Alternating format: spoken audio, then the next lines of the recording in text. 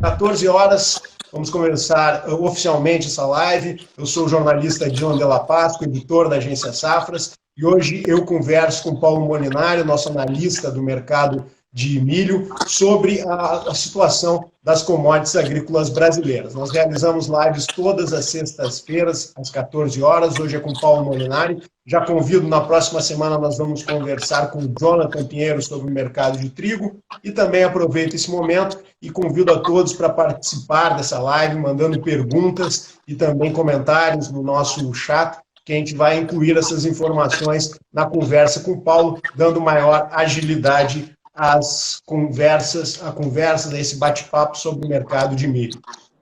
Começando, Paulo, o mercado ele vem operando desde o início do ano numa ascendente. Em algumas praças a alta chega a ser de 40%, em outras 20%, 30%, e a gente vê que mesmo com o avanço da colheita da safrinha, os preços estão subindo. O que explica esse movimento do mercado, que não é usual, né, Paulo? Boa tarde. Boa tarde, Dylan. Boa tarde a todos. Bem, um ano difícil para todas as commodities, um ano difícil economicamente falando, um ano de uma pandemia histórica, todas as variáveis estão muito incertas, né? E alguns mercados têm efeitos mais positivos, outros mais negativos, né? A soja aí, graças à China, nós temos aí uma escassez brutal de soja no Brasil nesse ano, com preços historicamente aí muito altos. E o milho, nós tivemos esse movimento no primeiro semestre, né? Como é normal agora, todo primeiro semestre é a nossa entre-safra, nós temos sempre a dificuldade de abastecimento no primeiro semestre, por isso sempre os preços vão ser aí bem altos nesse período de entre-safra, e a nossa safra agora é a nossa chamada safrinha, né? No segundo semestre, esse ano aí, uma safrinha de 74 milhões de toneladas, entrando no mercado ainda, mas com condições de comercialização diferentes, né? Os produtores esse ano estão aí um pouco mais capitalizados, né? Venderam bem a soja no ano inteiro, já quase não tem mais soja no Brasil, já venderam quase aí 50% da soja da safra nova, já começaram a venda da soja 2022, já tinham aí quase 50% da safrinha 2020 vendida, começaram já a fazer as vendas da safrinha 2021, já compraram todos os insumos aí para o próximo verão e estão capitalizados, né? E esse capitalizado quer dizer o seguinte: eu consigo reter algum produto por mais tempo de uma forma especulativa, né? Então, os produtores foram colhendo, cumprindo os seus contratos, vendendo um pouco aí para fazer um pouco de dinheiro, e o restante colocou no armazém, ou está colocando no silo bolsa, e decidindo simplesmente não vender, ou só vender a hora que chega a um determinado preço, né? Então, esta postura do produtor, que geralmente exerce uma certa pressão de venda nesse período do ano, que é o período de colheita, esse ano nós tivemos uma pressão, mas foi um momento aí de raro prazer, né? Foram aí alguns dias, 2 ou 3 semanas em julho, aí o mercado começou já a mudar o seu ambiente, o câmbio também voltou a exercer um suporte aí nos preços dos portos, e nós temos do outro lado, né, o lado do consumidor, uma situação também diferente. Parece que todos os consumidores internos do Brasil ficaram esperando a colheita para se posicionar em compras, né? E as tradings que apontavam estar exageradamente compradas, na verdade, nós estamos vendo agora que elas não estão totalmente compradas, tiveram que subir razoavelmente os prêmios para conseguir comprar produto no mercado interno, e essa necessidade de compra em plena colheita de safrinha, o navio chegando e o milho não chega, isso gerou esse movimento especulativo e sustentado de preços nesse momento. E aí tem aquelas figurinhas de todo ano, né? Que porque a soja está R$100 ao produtor, o milho tem que valer 50. Não existe nenhuma regra que diz que isso tem que valer. Mas o produtor capitalizado diz que enquanto o mercado não chegar a 50, para ele ele não vai vender o restante da safra. E isso vai gerando esse ambiente especulativo e até, de certa forma, um certo pânico, né? Na comercialização interna. Mas ainda temos bastante milho no mercado interno, não vai faltar milho até o final do ano, sem dúvida nenhuma, né? O nosso problema, sem dúvida nenhuma, é o primeiro semestre do ano que vem, mas os preços continuam muito firmes e dependendo dessa decisão de comercialização por parte do produtor. Bom, Paulo, as perguntas vão chegando aqui, o pessoal que está nos acompanhando. Vamos começar com a pergunta do Leandro de Souza Costa. Ele é comprador de milho e de soja e pergunta qual é a sua sugestão. Compra milho para estocar no patamar de preço atual ou comprar só o consumo? Bem, nós temos sugerido que o pessoal participe do mercado. Ou seja, o que é participar? Você tem que ir absorvendo os lotes que estão próximos de você. Se porventura se posicionar num estoque pelo menos de 30 dias, porque nós temos, por exemplo, agora nós acabamos de divulgar o dado do line-up de agosto, chegou a 7,3 milhões de toneladas de fila de embarque de agosto. Se setembro repetir 6,5, 7 milhões, nosso milho está indo embora, né? Mesmo que, porventura, você faça um estoque caro nesse momento e lá na frente o produtor venha vendendo em ritmo de boiada e os preços caiam, você vai usar essa queda do final do ano, se tiver, né, lá em dezembro, janeiro, para reposicionar um estoque mais longo, pensando em 2021. Então, eu não estou muito preocupado com o abastecimento de 2020. 2020, você vai pagar caro, mas você vai achar milho. 2021, você pode ter que pagar R$60 e não encontrar oferta. Por que isso, gente? Porque vocês precisam olhar a soja para entender o milho do 21. Ou seja, com esses preços da soja, nós vamos plantar soja até em vasos de flores, gente. E alguns estados vão perder área para o milho, do milho, não adianta. Então, a nossa safra de verão do ano que vem vai ser uma safra de verão pequena, não vai dar para todo mundo. E algumas regiões aí vão ter que pagar caro pelo milho, ou talvez nós tenhamos que cair numa importação muito forte. Então, a pergunta aí basicamente é assim, você precisa participar do mercado. Se você não participar, o exportador vai participar e você vai ficar sem milho. Segundo ponto, vai faltar milho até dezembro? Não, não vai faltar, né? Só que ele pode continuar caro. E se por acaso você tiver com estoque de 60 dias ou 30 dias e o mercado vier a ceder por qualquer fator, aproveite para usar essa queda para aumentar os estoques, né? Não fique achando que agora o mercado vai cair para sempre, porque o que vocês têm lá na frente, consumidores, para 2021, é um abastecimento muito apertado. Veja, o alojamento de pintos e corte de julho foi o maior da história. 588 milhões de cabeças. A demanda está lá em cima, gente. Então, não é bom brincar com o milho, porque a próxima safra de milho, de verdade, que vai abastecer o mercado é só em julho de 2021. Ok? Tá certo, Paulo. Bom, continuando com as perguntas, ainda sobre a questão do comportamento do milho, o Ney Souza, ele pergunta se tem um limite para essa alta do milho. Bom, a soja nós estamos vendo aí R$130 no Rio Grande do Sul hoje. Tem limite para a soja? Não tem. Como hoje não tem limites, né? Eu diria assim, que o mercado que precisa acaba tendo que pagar. E você está vendo aí, você está vendo o preço do frango relativamente alto, o preço do boi em patamares recordes, o suíno em patamares recordes, o leite em preços altos.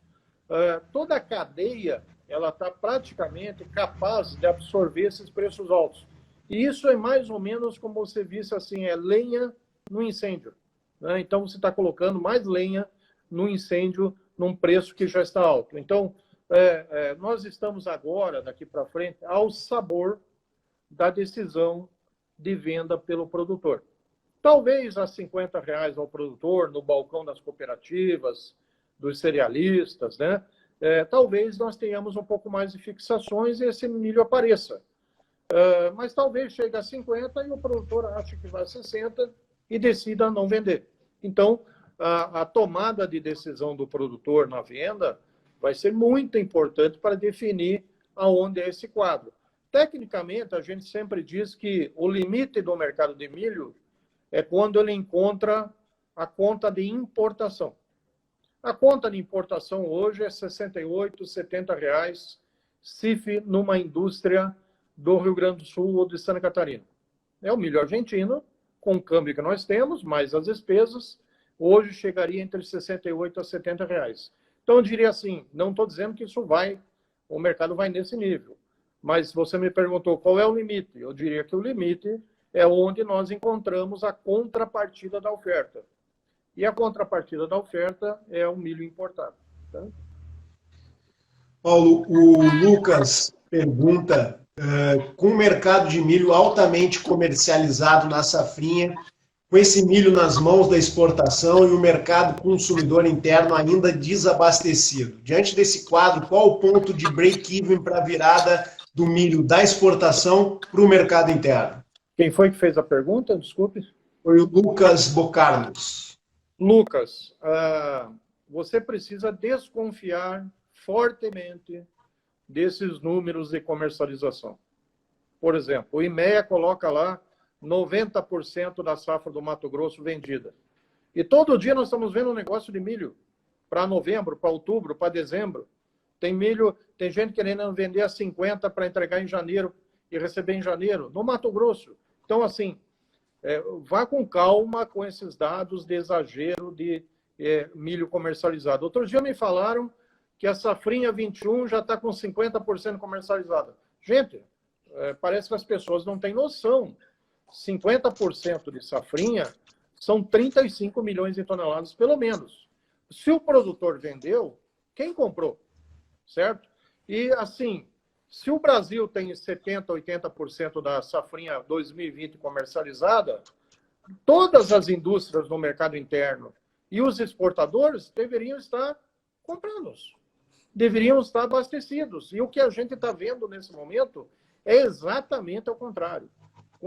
Exportador desesperado para atender navio no porto, pagando 140 pontos de prêmio. Isso não é demanda internacional. Isso é desespero de compra interna para atender porto. Então, se está todo mundo 80% comprado, cadê o milho que eles compraram? Certo? Se a indústria de mercado interno estava 80% comprado com milho da safrinha, por que está todo mundo desesperado pagando preço alto? Então, quando o mercado sobe assim, não é porque o mercado está sobrevendido, é porque o mercado está pouco vendido. Então, é o seguinte, o produtor sim vendeu uma parte. Nós acreditamos que hoje, pelos nossos dados que nós divulgamos em agosto, nós temos perto de 50% da safrinha brasileira comercializada. O restante, o produtor cumpriu os contratos, vendeu um pouquinho, o resto está enfiando no silo bolsa no armazém e vai vender em algum dia. Pode ser que seja semana que vem, pode ser que seja em janeiro, mas um dia ele vai vender, porque ele tem que desocupar armazém, tem que precisar de dinheiro para colher a soja o ano que vem. Então, esse milho um dia vai aparecer. Pode ser que apareça cadenciadamente, ou pode ser que apareça tudo de uma vez, lá em dezembro, todo mundo vendendo ao mesmo tempo. Isso não é possível prever. Bom, quando que a exportação vira para o mercado interno? Isso é muito difícil virar. Por quê? Quando isso acontece? Quando o preço do porto está muito abaixo do preço do mercado interno.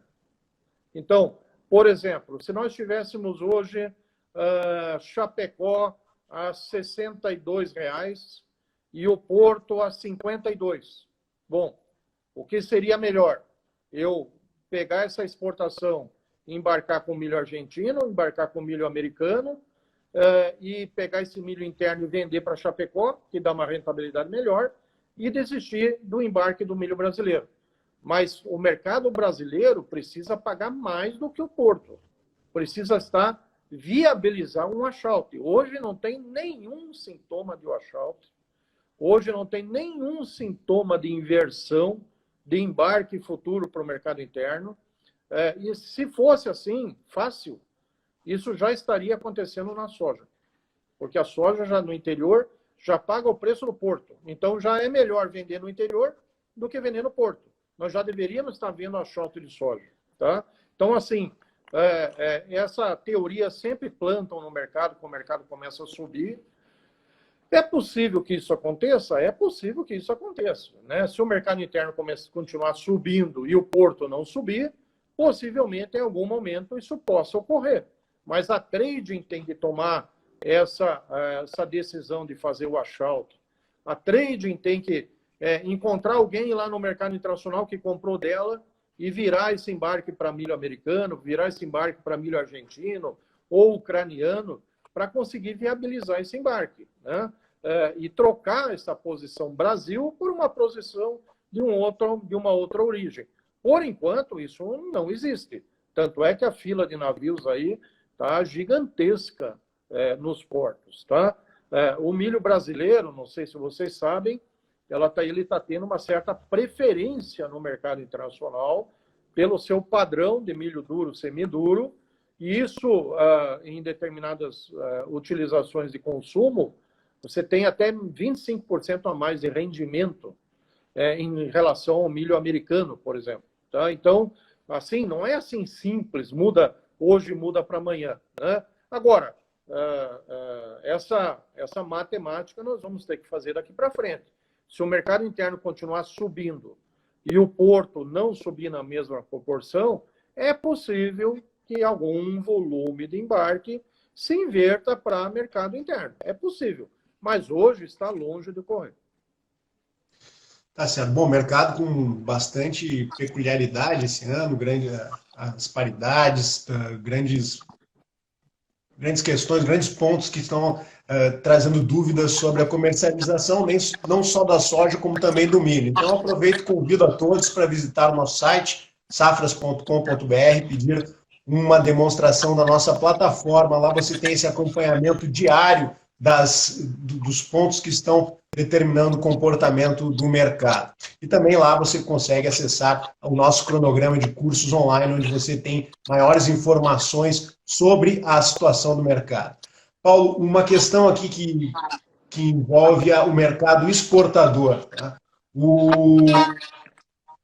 O nosso amigo aqui, o Adenilson, ele pergunta qual o nosso número para exportação e se a possível queda na produção dos Estados Unidos poderá influenciar positivamente essa exportação. E sobre exportação também, o índio Brasil, ele pergunta também sobre a atual estimativa de exportação de safras e mercado. Em relação aos Estados Unidos, eu acrescento, e Paulo, já peço para tu falar um pouco sobre isso, sobre esse último relatório do Departamento de Agricultura dos Estados Unidos, que foi na contramão do que o mercado esperava. Todo mundo esperando uma safra, uma elevação na estimativa de safra e estoques finais, e o relatório acabou indicando uma oferta um pouco menor.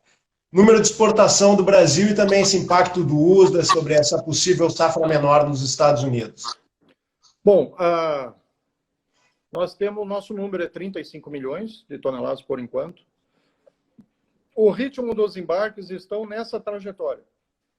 Ou seja, o nosso ano comercial vai até janeiro e nós temos até janeiro aí para cumprir esses embarques. Né? Nós temos até agora 15 milhões de toneladas, que é o que já está embarcando e nomeado, e temos mais umas 10 milhões de toneladas que estão aí a embarcar setembro, outubro, novembro, dezembro, janeiro. Então, precisa ter mais negócios aí pela frente na exportação para atender esse volume de 35 milhões. Né? Então, é um número bom. Com isso, sobra 8 a 9 milhões de estoque de passagem para o ano que vem. Se esse volume for maior, e aí a gente não sabe realmente o embarque de novembro, dezembro, janeiro, que tamanho será. Se esse embarque for acima de 35, vai sobrar menos estoque e aperta ainda mais o ano de 2021.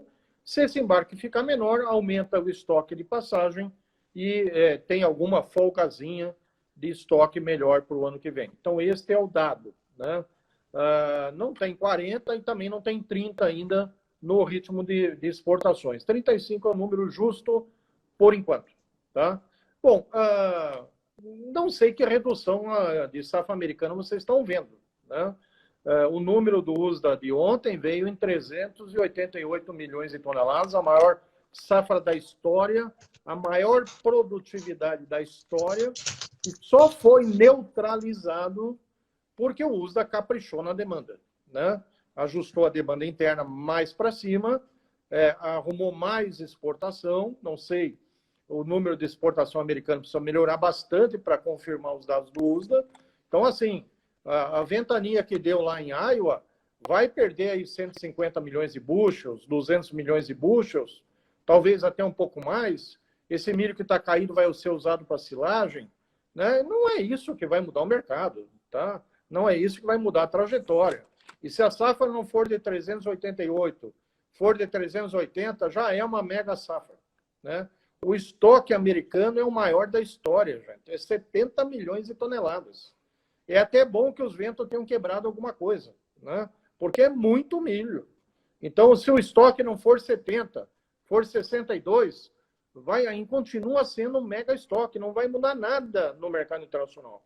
Agora, Chicago tem um suporte técnico no 3,10, que ele é muito forte, e tem uma resistência muito forte no 3,45. Não há nada, por enquanto, no mercado internacional para fazer o milho subir na Bolsa de Chicago. Tá? O que pode acontecer é que possa subir o milho na Bolsa de Chicago. Uma coisa indireta. Por exemplo, o Laninha pegar aí o trigo da Argentina, pegar o trigo da Austrália, que geralmente o Laninha afeta o hemisfério sul, né? E quebrar uma safra de trigo da Austrália, aí o trigo sobe e ajuda o milho a subir. Ponto. Nada mais do que isso. A demanda já está totalmente precificada. Né? O USDA até já exagerou até na projeção de produtividade, na projeção de consumo, e a China é uma coisa passageira. Tá? A China vai colher a sua safra aí em setembro, é uma safra aí de 260 milhões de toneladas, plenamente atende a sua demanda, não tem problema. As situações pontuais da China sempre acontecem, aconteceu esse ano de novo. Ela comprou um pouco de milho americano, pode ser que até ou nesse final de semana anuncie mais compras de milho americano para trocar milho ruim por milho bom, mas nada mais do que isso. Né? Não tem nada no mercado internacional, por enquanto, para fazer o milho explodir de preço. Ele não vai subir por causa da ventaniazinha lá de Iowa, tá? Paulo, só confirmando aqui, o José Renato, ele pergunta qual o volume exportado até o momento. Tu colocou 15 milhões de toneladas, é isso? Porque tem o volume embarcado, embarcando e já nomeado, quer dizer, o navio já está lá nomeado para ser embarcado daqui até setembro, são 15 milhões de toneladas. Nós divulgamos agora há pouco aí o dado. Sobre a questão, algumas perguntas falando sobre a China, tá? Sobre a questão da China. O Vânio, ele pergunta se a recente divulgação da China de ter encontrado os traços de Covid na parte do frango, essa polêmica dessa semana, se isso pode prejudicar as exportações de frango e, por consequência, o consumo interno de milho. Acha que essa informação é suficiente para alterar o quadro de oferta e demanda, Paulo? Quando o milho sobe de preço assim muito forte, né, começam a sair essas matemáticas fantásticas. Né? Se o preço do frango desabar, se não tiver milho, o milho vai continuar caro. Tá? Esse é o dado importante. Se o milho tiver que cair com o preço do frango caro, isso vai acontecer. Essa relação direta, ela praticamente não existe. Né? Apesar de todo o frango comer milho, 70%. Né? O caso da China.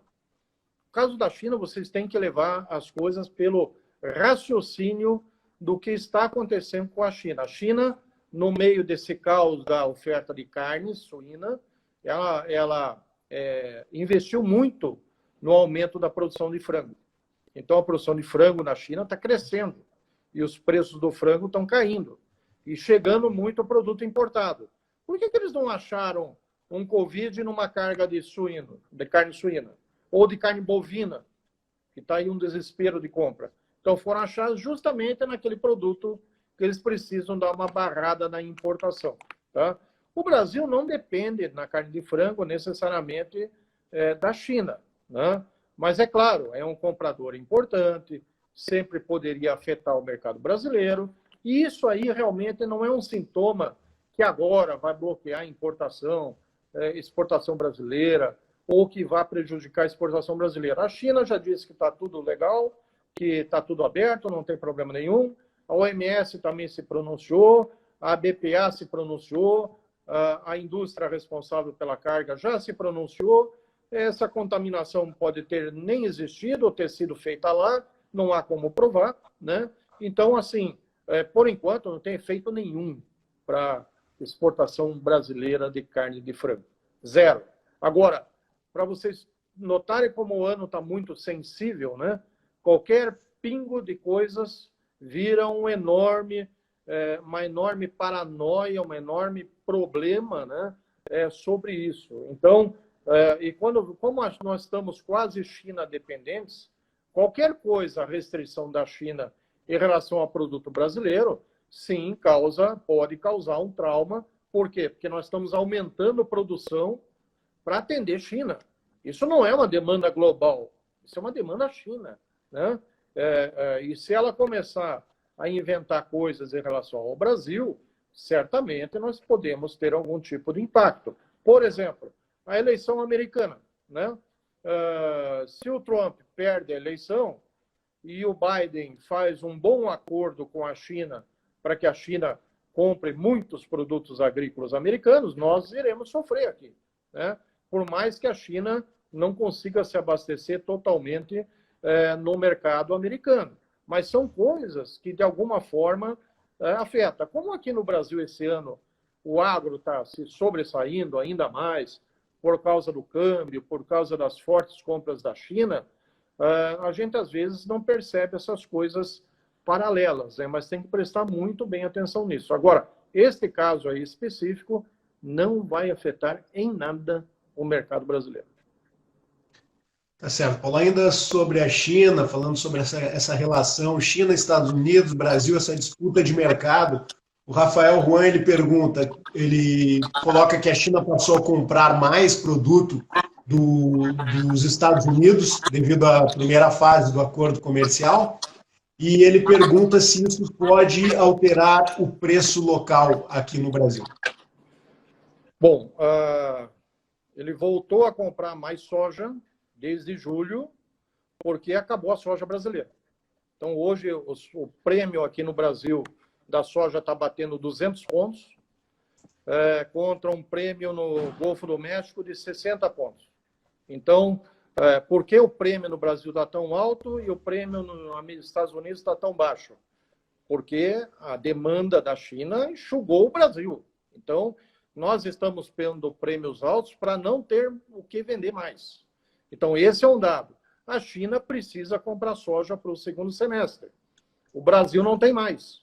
Então, ela terá que comprar soja. Só ontem comprou 1 milhão de toneladas, né?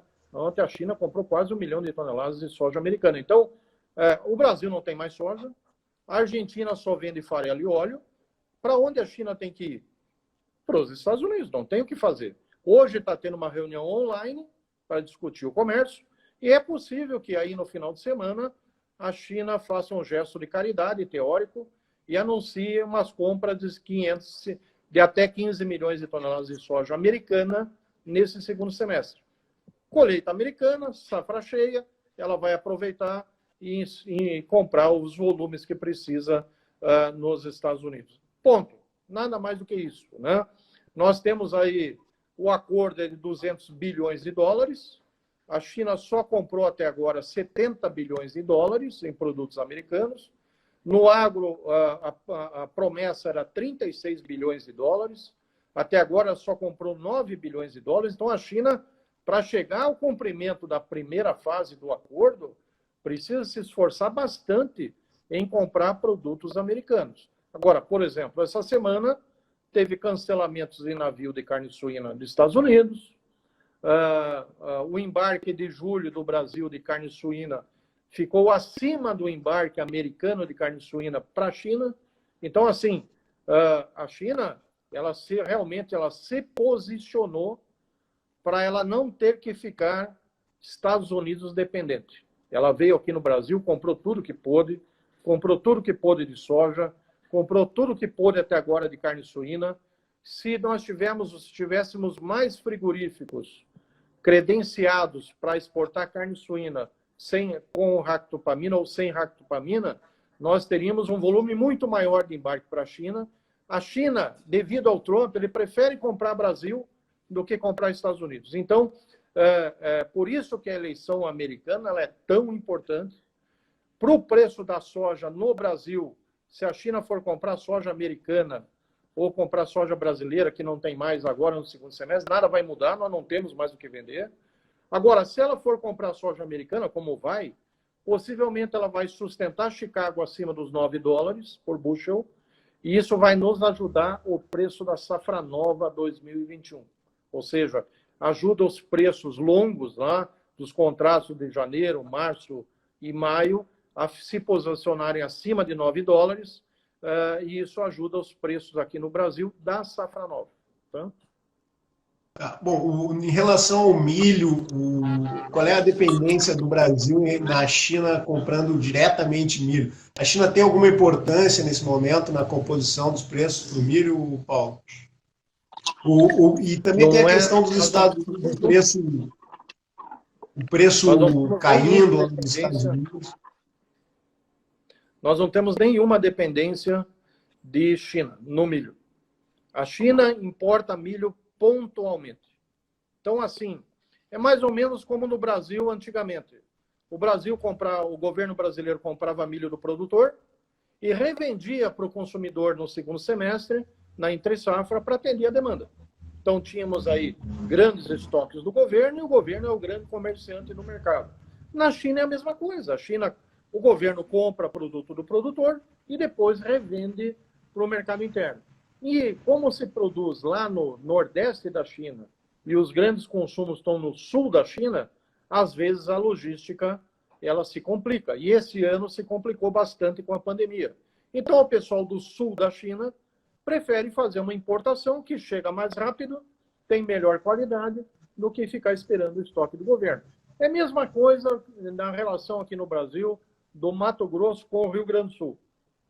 Às vezes é melhor o Rio Grande do Sul trazer milho da Argentina do que ficar esperando o milho no Mato Grosso descer até o Rio Grande do Sul. É a mesma coisa, né? Então não falta milho na China, a China tem estoque suficiente para atender todo o seu mercado, mas existem essas situações pontuais, sazonais, normais. E o Brasil exporta aí, se exportar 100 mil toneladas para a China, é muita coisa, tá? Para nós é mais importante Irã, Vietnã, Japão, Coreia do Sul, Colômbia, Espanha,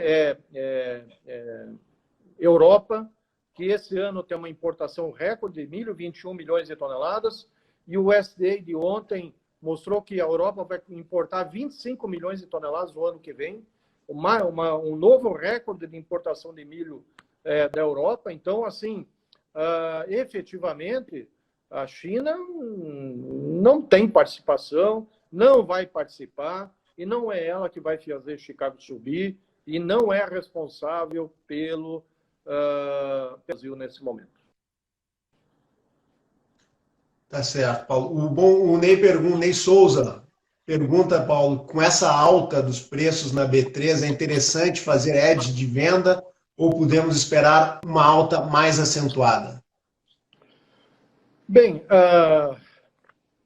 a alta do milho no mercado brasileiro, ela veio muito mais cedo do que se esperava, né? Nós esperávamos aí a sazonalidade normal, a entrada da safrinha, preços aí um pouco mais equilibrados em relação ao nível de colheita, mas a tensão de exportação alta e demanda interna colocou lenha na fogueira, né? E os preços estão subindo de uma forma muito sustentada, e está sendo sustentada porque tem o exportador e tem um consumidor interno, dando lastro àquele milho que o produtor não quer vender nesse momento. Então, eu diria assim, a máxima da B3 em março foi R$ 62 no contrato de março. Eu acredito que nós chegaremos lá nos contratos de setembro e nos contratos de novembro. Tá?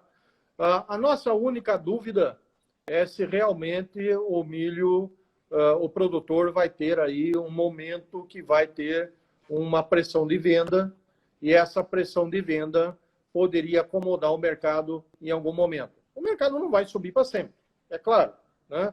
Nenhum mercado sobe para sempre. Em algum momento, as pessoas vão achar que o preço está alto, vão viabilizar essa comercialização, vão atender o mercado, os preços se estabilizam, tem alguma acomodação, né? E eu acho assim, a operação na B3, utilizando as opções, talvez seja o melhor caminho, para você não ter que entrar nessa volatilidade tensa, perigosa, com ajuste diários bastante forte. Faz aí um put spread para se proteger de uma baixa, quem precisa, faz um call spread para quem precisa, né? Se proteger da alta, para ficar tranquilo e não ter assim tanta tensão com essa volatilidade diária. Então, tem uma boa liquidez de opções hoje na B3 no milho, né? As corretoras aí estão fazendo boas com os lançamentos aí de calls e de puts, tem bastante instrumento. Não adianta você usar Chicago para fazer uma proteção de preço do mercado interno, porque a correlação aí está bem difícil, né?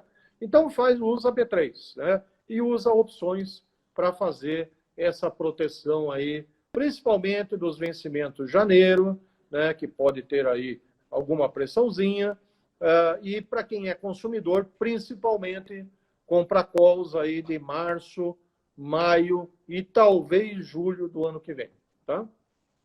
Tá certo. Paulo, o mais recente levantamento de safras para a colheita da safrinha indicou 72% colhido contra uma média de 79%.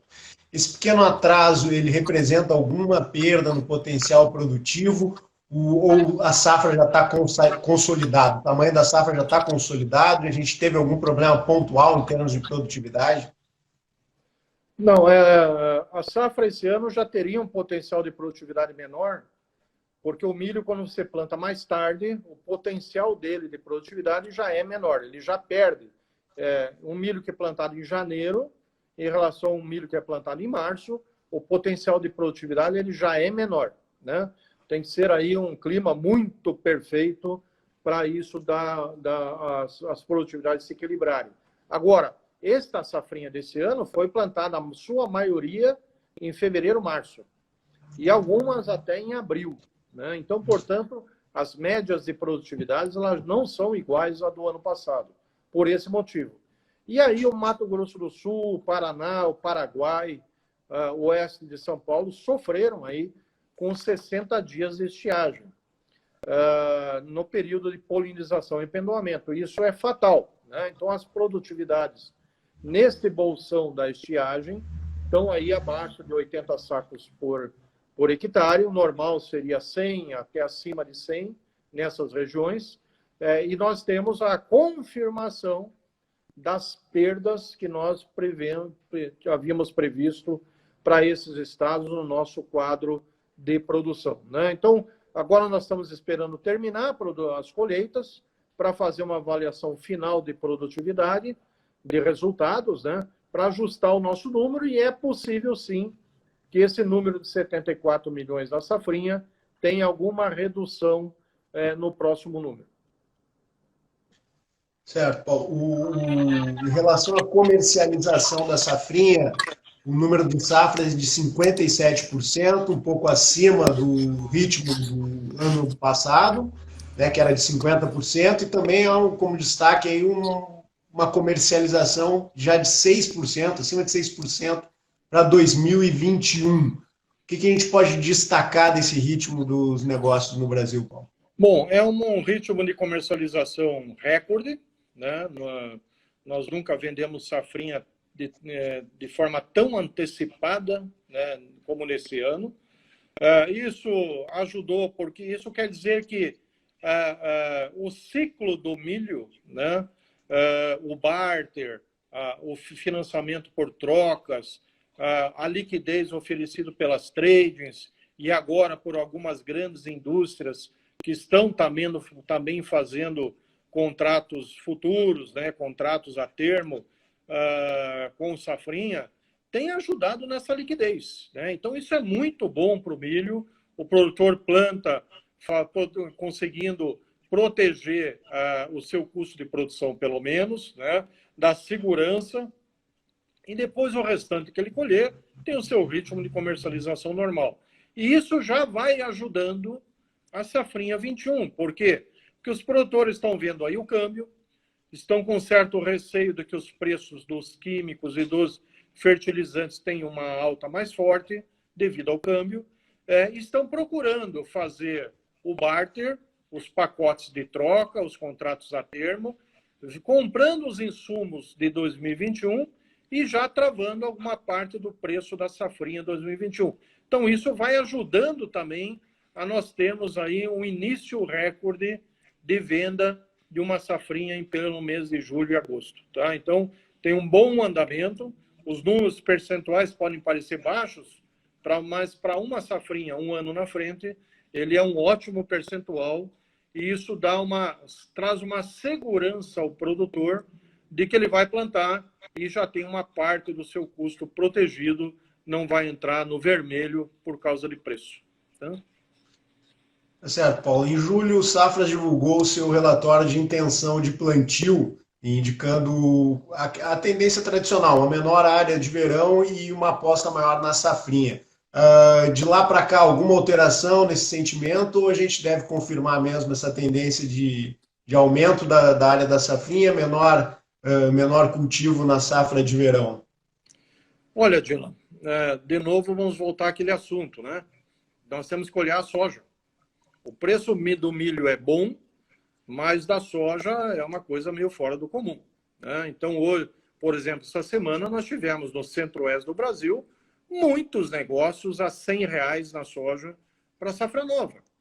Então, o produtor, ele está vendendo a safra. Se ele vender toda a safra 2021 de soja para o ano que vem, ele vai não ver a cor da crise, não vai ter risco de preço, já tem uma rentabilidade garantida, faz a venda da sua safra hoje, compra os seus insumos hoje, planta, colhe, entrega e ponto final. No milho, ele vai ter que plantar o milho, esperar colher o milho e olhar que preço nós vamos ter lá na frente. Alguns estados começaram a se mexer e temos aí negócios entre R$45 e R$50, aqui principalmente na região sul do Brasil, para a safra de verão.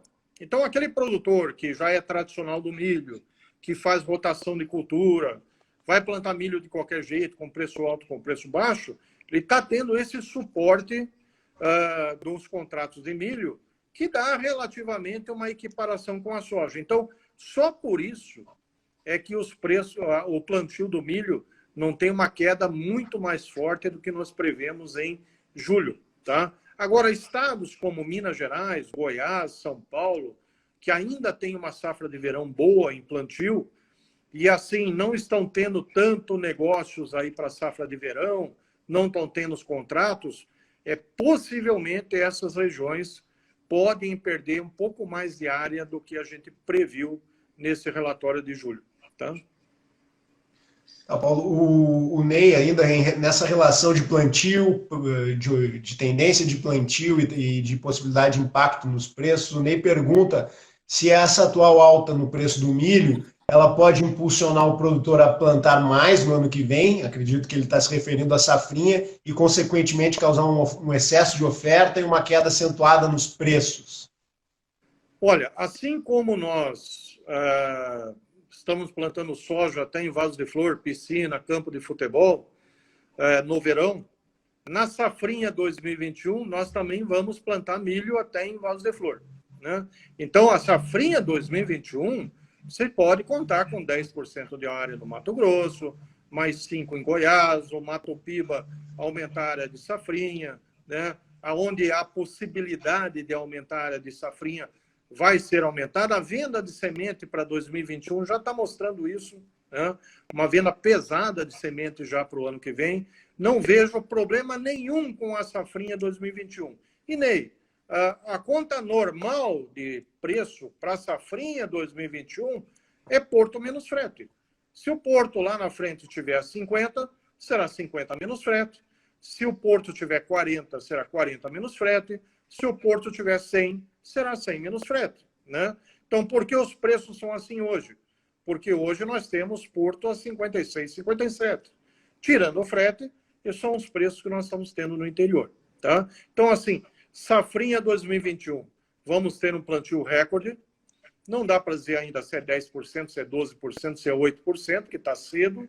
Mas, naturalmente, o produtor fazendo um ótimo plantio de verão, nós teremos aí uma ótima safrinha 2021, não tenha dúvida disso, tá? A única coisa que existe entre nós e 2021 chama-se Laninha, né? E o Laninha geralmente nos traz muitas emoções climáticas na América do Sul, principalmente sul do Brasil e Argentina.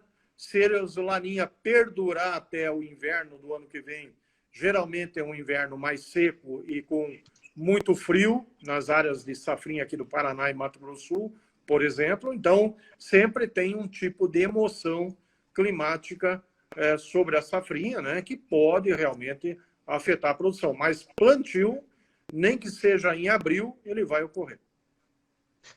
Bom, a gente vai encaminhando o final dessa live, Paulo. Então, aquela pergunta final: quais são as recomendações para quem está trabalhando no mercado nesse momento para os próximos dias? Quais são os fatores que merecem atenção? Qual é a recomendação de safras de mercado? Bom, do ponto de vista do consumidor de milho, se preocupar bem com o primeiro semestre de 2021, tá? Porque o primeiro semestre de 2021, a área de verão não vai crescer. Algumas regiões vão ter mais dificuldades de abastecimento. Talvez nós tenhamos que cair numa importação argentina, que é uma importação cara, né? Dependendo de como tiver o câmbio lá na frente, Chicago, etc. Mas cair numa importação não é sempre uma opção viável.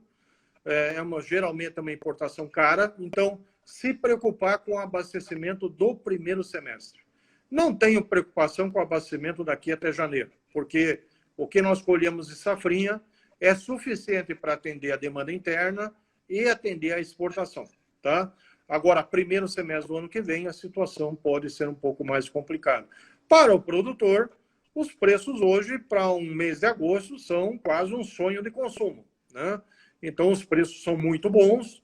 Se você ir começar a vender a partir de agora, aos poucos, o que você tem ainda de milho, e escalonar essa venda daqui até julho do ano que vem, você vai fazer uma ótima média, né? É importante notar o que nós temos hoje como preço, né, e rentabilidade, e para evitar que todo mundo vá vender milho ao mesmo tempo, né? Chegar todo mundo em novembro, dezembro, janeiro, vendendo milho no mercado interno, isso não é bom. Eu não acho que isso vá acontecer, porque o produtor está muito condicionado a levar esse milho para 2021. Então, o cadenciamento, o escalonamento, sempre que o mercado subir um pouco, vender um pouco, parece a nossa trajetória viável para 2021 e já ir travando nossos custos da safrinha 2021, parece um bom caminho. Tá? Tá certo, Paulo. Muito obrigado. Agradeço ao Paulo por esse cenário que ele traçou para o mercado do milho. Acho que atendeu todas as expectativas, respondemos as mais diversas perguntas, todo tipo de pergunta que foi encaminhada, a gente encaminhou o Paulo traçou esse cenário. Eu agradeço a presença de todos aqui. Lembrando que sexta-feira que vem, dia 21, às 14 horas, eu vou conversar sobre o mercado de trigo com o Jonathan Pinheiro. As lives de safra sempre ocorrem sexta-feira, às 14 horas, e a gente sempre traz um panorama do mercado. Mas lembro que você não precisa esperar até a sexta-feira para se informar. Acesse o site de Safras, safras.com.br, peça uma demonstração da nossa plataforma Safras. A plataforma de Safras reúne todo o produto de safras e mercado, cotações, análises, gráficos, você pode acompanhar as notícias da Agência Safras, tem os vídeos, esses vídeos ficam todos armazenados na plataforma, é o conjunto de informações que você tem para fazer o melhor negócio. Então, eu agradeço a presença de todos, agradeço novamente o Paulo e espero vocês na próxima sexta-feira para conversar sobre o mercado do trigo. Boa tarde, Paulo. Obrigado. Boa tarde a todos.